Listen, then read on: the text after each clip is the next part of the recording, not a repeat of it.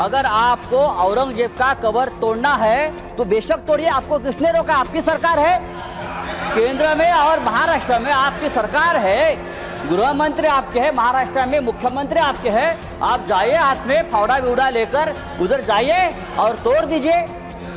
लेकिन आपके बच्चों को भेजो, हमारे बच्चों को मत भेजना। आपके बच्चे विदेश में पढ़ रहे, आपके बच्चे विदेश में काम कर रहे। श्री संजय राउत 3 मिनट्स। सर, गृह मंत्रालय के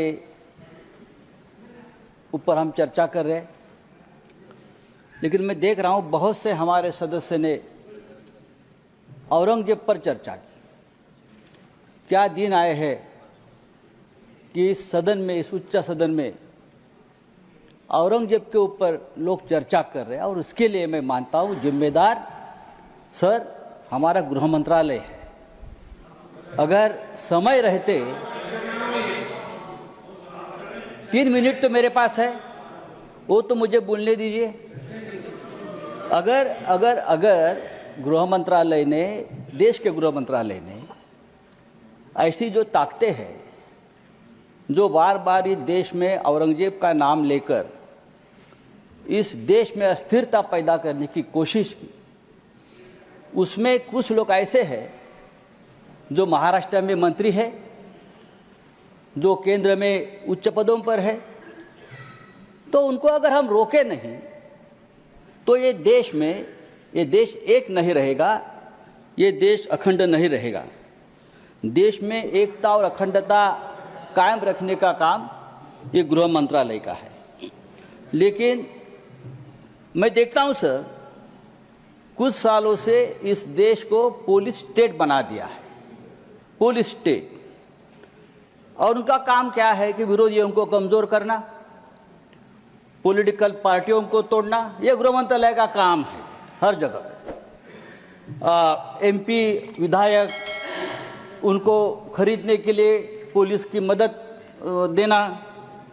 अगर ये हो जाएगा तो जो असली काम है गृह मंत्रालय का, लॉ एंड ऑर्डर, देश को एक रखना, सुरक्षा रखना।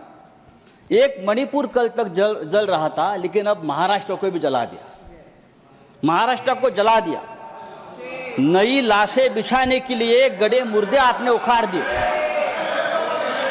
नई लाशें बिछाने के लिए आपने गड़े मुर्दे उखाड़ दिए, और वो भी औरंगजेब के नाम पर। 300 साल में नागपुर में कभी दंगा नहीं हुआ था, इतिहास है नागपुर का। 300 साल में कभी नागपुर में दंगा नहीं हुआ था। नागपुर जैसे शहर में अगर दंगा होता है, और वो भी हमारे महाराष्ट्र के मुख्यमंत्री के विधानसभा क्षेत्र में, अरे मैं ये कहना चाहता हूं, अगर आपको औरंगजेब का कबर तोड़ना है तो बेशक तोड़िए। आपको किसने रोका? आपकी सरकार है, केंद्र में और महाराष्ट्र में आपकी सरकार है, गृह मंत्री आपके हैं, महाराष्ट्र में मुख्यमंत्री आपके हैं। आप जाइए, हाथ में फावड़ा बिवड़ा लेकर उधर जाइए और तोड़ दीजिए। लेकिन आपके बच्चों को भेजो, हमारे बच्चों को मत भेजना। आपके बच्चे विदेश में पढ़ रहे, आपके बच्चे विदेश में काम कर रहे, और जो गरीब बेरोजगार बच्चे हैं उनका आप दिमाग माननीय संजय राउत जी भाषण समाप्त लगा दिया है। सर, मैं कहता हूं ये इस प्रकार का काम रोकने की जिम्मेदारी समाप्त हुआ। माननीय सदस्य।